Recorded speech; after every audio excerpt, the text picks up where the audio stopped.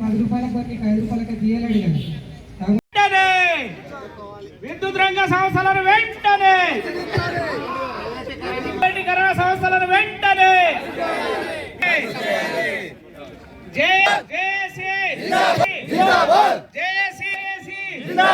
Power JAC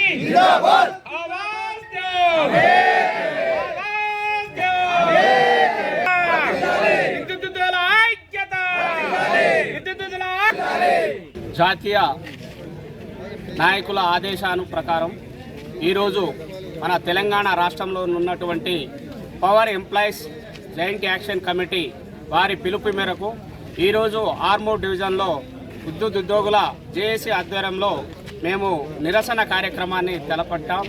ఈ యొక్క నిరసన కార్యక్రమాన్ని ఎందుకు అంటే ప్రభుత్వ రంగ సంస్థలన్నింటినీ కూడా ప్రైవేటు పరము కేంద్ర ప్రభుత్వం చేస్తున్నటువంటి ఒక బిల్లును వ్యతిరేకిస్తూ మరి కేంద్రంలో ఉన్నటువంటి కొన్ని ప్రభుత్వ రంగ సంస్థలన్నింటినీ కూడా అందులో ముఖ్యంగా పవర్ సెక్టార్ అనే ఒక సంస్థను ప్రైవేటు పరము యూపీలో చేస్తున్నారు కాబట్టి దాన్ని వ్యతిరేకంగా చేయొద్దనే ఉద్దేశంతో ఈరోజు యూపీలో చేస్తారు, హర్యానాలో చేస్తారు, గోవాలో చేస్తున్నారు, అన్ని రాష్ట్రాల్లో చేస్తూ తెలంగాణ రాష్ట్రంలో కూడా ఈ యొక్క విద్యుత్ సంస్థను ప్రైవేటు పరం చేస్తే రాబోయే రోజుల్లో మా ఉద్యోగాలు కోల్పోతాం, మరి ప్రభుత్వం నుండి వస్తున్నటువంటి సబ్సిడీని కోల్పోతాం, బడుగు బలహీన వర్గాల వారికి వస్తున్నటువంటి ఒక సబ్సిడీని కూడా మనం కోల్పోయే అవకాశం ఉంది. కాబట్టి అలాగే ముఖ్యంగా మా ఉద్యోగస్తులకు కూడా రాబోయే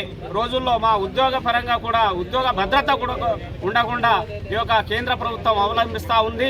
దీనికి వ్యతిరేకంగా మేము మా యొక్క సంస్థను ప్రైవేట్ పరం చేయొద్దనే నినాదంతో మేము ఈరోజు ఆర్మూర్ డివిజన్లో ముఖ్యంగా మేము పెద్ద ఎత్తున ఇక్కడ నిరసన కార్యక్రమాన్ని లంచ్ అవర్స్ టైంలో మేము ఈ యొక్క కార్యక్రమాన్ని తలపెట్టడం జరిగింది.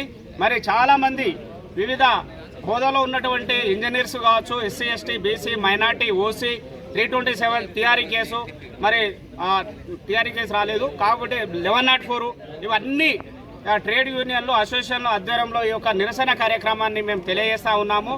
ముఖ్యంగా మరి రాబోయే రోజుల్లో ఈ యొక్క సబ్సిడీ అనేది మెయిన్ రైతులు కూడా ఆలోచించవలసిన అవసరం ఉంది. తెలంగాణ రాష్ట్రం అనేది ముఖ్యంగా వ్యవసాయ రంగంలోనే మొదటి అగ్రస్థానంలో ఉంది కాబట్టి ఈ యొక్క సబ్సిడీ అన్ని రకాలుగా ఈరోజు ఇస్తున్నటువంటి రాష్ట్ర గవర్నమెంటు మన వ్యవసాయ రంగానికి సబ్సిడీ ఇస్తుంది. ఈ యొక్క ఫ్రీ కరెంట్ అనేది కోల్పోతారు రైతులు, మంగలి చాకలి మరి అన్ని కుల వృత్తుల వారికి కూడా మరి ఒక ఫ్రీ కరెంట్ అనేది ఇస్తున్నారు. ఇటువంటి అన్నీ కూడా కోల్పోతారు అన్నట్టు. ఈ అంతా బీద కులం ఉన్న వారికి వచ్చే ఈ యొక్క బెనిఫిట్స్ అన్నీ కోల్పోతారు. ముఖ్యంగా మా యొక్క ఎంప్లాయీస్ కూడా మా ఉద్యోగ భద్రత కోల్పోతారు. రాబోయే రోజుల్లో ఈ రిక్రూట్మెంట్ ఉండదు. మాకు రావాల్సిన బెనిఫిట్స్ కూడా అంటే ఈపీఎఫ్ టు జీపీఎఫ్ ఇవన్నీ ఒక్కొక్కటి అన్నీ కట్ చేసుకుంటూ వస్తున్నారు. మరి మాకు పెన్షన్స్ అనేది ఇవ్వకుండా కూడా అడ్డుకుంటున్నారు. రాబోయే రోజుల్లో ఒక ఉద్యోగిని తొలగించేసి అతని స్థానంలో ఒక నలుగురిని ఒక 20,000 తోటి మరి వారి ఒక ప్రైవేట్ పరంగా చేసినట్టయితే ఈ యొక్క విద్యుత్ రంగ సంస్థలో ఈ యొక్క నలుగురితోటి పని తీసుకుంటాడు. మరి ఎంప్లాయ్మెంట్ రిక్రూట్మెంట్ ఉండదు. మరి రిక్రూట్మెంట్ రాబోయే తరానికి మన పిల్లలకు కావచ్చు, మన భవిష్యత్ తరాలకు కావచ్చు ఈ యొక్క రిక్రూట్మెంట్ అనేది చేయకుండా ప్రైవేట్ పరం చేసి మరి కార్పొరేట్ వ్యవస్థను అప్పచెప్పి మరి అనిల్ అంబానీ, ధీరుభాయ్ అంబానీ వాళ్ళని అప్పచెప్పి వారి యొక్క ఖజానా వారి యొక్క ఉన్నత స్థానానికి తీసుకోపోవడానికి ఈ యొక్క ప్రభుత్వ రంగ సంస్థలన్నింటికీ ప్రైవేట్ పరం చేసి వారికి అప్పచేసే దశలో ఉన్నారు. కాబట్టి దీన్ని పూర్తిగా మా ఎలక్ట్రిసిటీ సెక్టార్ నుండి మా ఉద్యోగ సంఘాల నుండి మేము పూర్తిగా వ్యతిరేకిస్తున్నాం. దీన్ని రాబోయే రోజుల్లో మరి మన రాష్ట్రంలో ఇలాంటి నిర్ణయాలు ఏమైనా తీసుకుంటే ఈరోజు యూపీలో తీసుకుంటున్న నిర్ణయాన్ని మేము పూర్తిగా వ్యతిరేకిస్తున్నాం. ఇక్కడ మన రాష్ట్రంలో కూడా ఇట్లాంటి ఏమైనా నిర్ణయాలు తీసుకుంటే మాత్రం రాబోయే రోజుల్లో పెద్ద ఎత్తున మా నిరసన గళాన్ని తెలియజేసి మరి కేంద్ర ప్రభుత్వాన్ని మేము ధిక్కరించే విధంగా మేము అడ్డుకునే విధంగా మేము ప్రయత్నిస్తామని చెప్పేసి సభాముఖంగా తెలియజేస్తూ మరి ఈ అవకాశం ఇచ్చిన మిత్రులందరికీ కూడా పేరు పేరున్న ధన్యవాదాలు తెలియజేస్తూ ఇంతటితో ముగిస్తా ఉన్నాం. తెలంగాణ జై తెలంగాణ. ప్రభుత్వం విద్యుత్ ప్రైవేటీకరణ చేపట్టబోతున్న సందర్భంగా Telangana power employees joint action committee ఆధ్వర్యంలో ఆర్మూర్ డివిజన్లో పెద్ద ఎత్తున ధర్నా చేయడం జరుగుతుంది. కాబట్టి కేంద్ర ప్రభుత్వం ఈ ప్రైవేటీకరణను వెంటనే వెనుకకు తీసుకోవాలని మేము ఈ సభాముఖంగా తెలియజేయడం జరుగుతుంది. రేపొద్దున ప్రైవేటీకరణ చేయడం ద్వారా మన పిల్లలు ఉపాధి కోల్పోతారు, ప్లస్ మన రైతులు కూడా పెద్ద ఎత్తున నష్టపోయే అవకాశాలు ఉంటాయి. మన గృహజ్యోతి కానీ అగ్రికల్చర్లో కానీ ఫ్రీ సబ్సిడీ అంతా కోల్పోవడం జరుగుతుంది. కాబట్టి కేంద్ర ప్రభుత్వం ముందుకు పోతే మాత్రం ఈ పవర్ డిప్లొమా అసోసియేషన్ నుంచి కంపల్సరీ ఈ ఆర్మూర్ డివిజన్ నుంచి కానీ తెలంగాణ రాష్ట్రం నుంచి కానీ పెద్ద ఎత్తున ధర్నా చేస్తాం. కాబట్టి ఈ కరెంటు పవర్తోని పెట్టుకుంటే ఏ గవర్నమెంట్ అయినా వెనుకపోతుందని మేము ఈ సభాముఖంగా తెలియజేస్తూ ముగిస్తున్నాం. ఆడలేరు ఈడలేరు నడుమున్నారు అందరూ. ఇది కరెక్ట్ కాదు. అందరు తెలుసుకొని ఇది నాకేంది అని అనుకోకుండా అందరం కలిసికట్టుగా పోరాటం చేయాలి. మన సంస్థను మనం కాపాడుకోవాలంటే అందరం కలిసి ముందడుగేయాలి. ఇక ముందు ఏ పోరాటం చేసినా ఏది చేసినా మా 1104 తరఫున అందరం తప్పకుండా సహకరిస్తుంది. ముందుండి పోరాడతామని చెప్పేసి మీ అందరికి మనవి చేస్తూ హామీ ఇస్తూ థ్యాంక్ యూ. ఢిల్లీలో ప్రజలు కూడా మద్దతు ఈ ఐక్యమత్యం వాళ్ళలో ఉంటుందా అనుకున్నదో ఏమో మరి చెప్పలేము. ఎందుకంటే ఇంకా కలిసి ఉంటారన్న ఉద్దేశంతో మళ్ళీ ఆ పొగను మళ్ళీ తెర మీదకి తెచ్చిపెట్టింది. కాబట్టి ఎప్పుడైనా ఎక్కడైనా కూడా ఈ ప్రైవేటీకరణ కార్యక్రమానికి ప్రతి కార్యక్రమానికి అడ్డుకునేంత లేదు. 2 గంటలకు బయలుదేరాలి. Thank you. ఒకసారి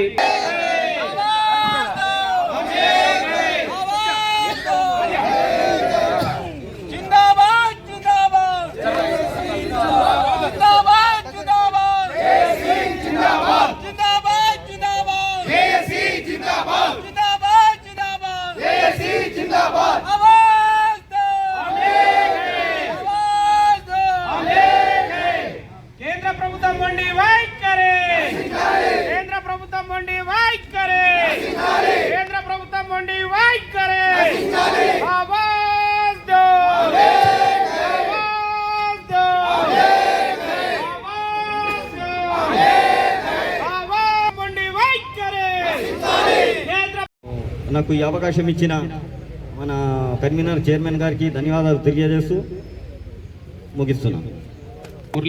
మురళి మాట్లాడుతున్నాను. ఉద్యోగుల ఐక్యత, ఉద్యోగుల ఐక్యత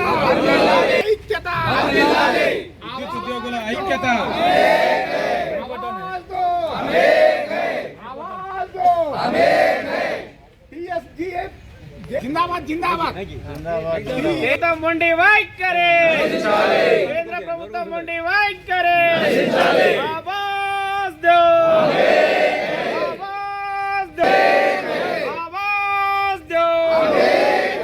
జేసీ జిందాబాద్, జేసీ జిందాబాద్, పవర్ జేసీ జిందాబాద్, పవర్ జేసీ జిందాబాద్. విద్యుత్తుల ఐక్యత, విద్యుత్తుల ఐక్యత.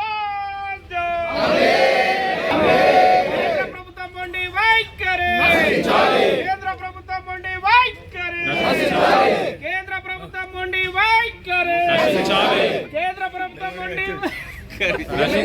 ఈనాటి Telangana power employees joint action committee చేపట్టిన వర్క్ బాయ్కాట్, దీనికి మద్దతుగా మన ఆర్మూర్ డివిజన్ నుండి వచ్చినందుకు ప్రతి ఒక్కరికి, కార్మికులకు, అసోసియేషన్, ట్రేడ్ యూనియన్ నాయకులకు అందరికీ నా యొక్క ధన్యవాదాలు తెలియజేసుకుంటున్నాను.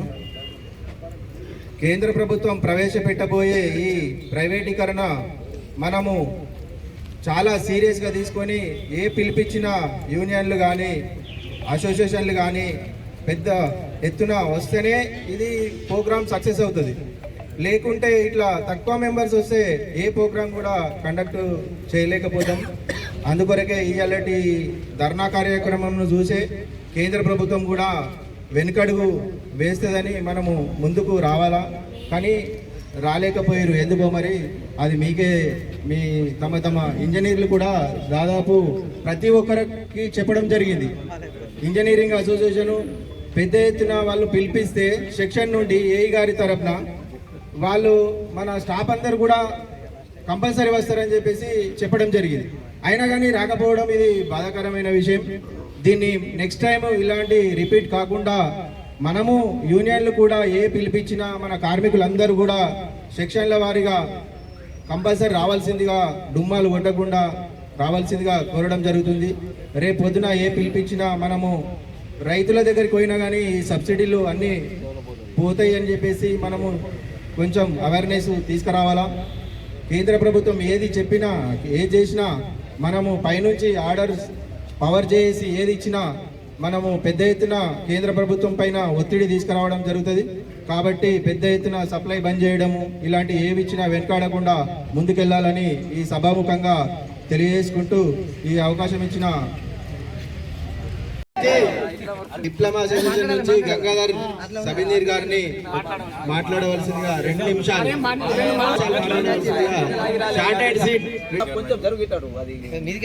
అడ్డుకోవాల్సిన అవసరం మనకి ఎంతైనా ఉంది. ఇంతకుముందు లీగా చెప్పిన విషయంగా అందరూ చూసా తప్పకుండా పనిచేయాలని చెప్పేసి ఆ విధంగా తీస్తే ప్రైవేటీకరణ కొంచెం పోస్ట్ పని అవుతుందని చెప్పేసి నేను కూడా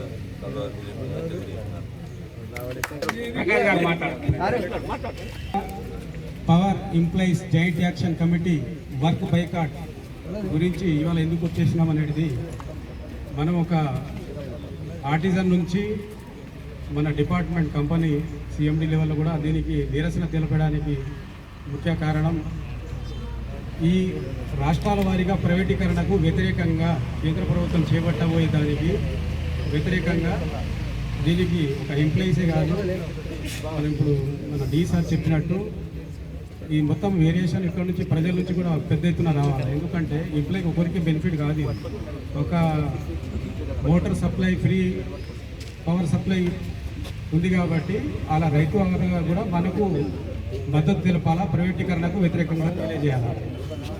ఇంకో విషయము, ఇప్పుడు దాకా డిపార్ట్మెంట్కు సేవలు చేస్తూ వచ్చు ఇన్ఫ్రాస్ట్రక్చర్ని ఇంత డెవలప్ చేసిన తర్వాత ఈ రంగంలో ప్రైవేట్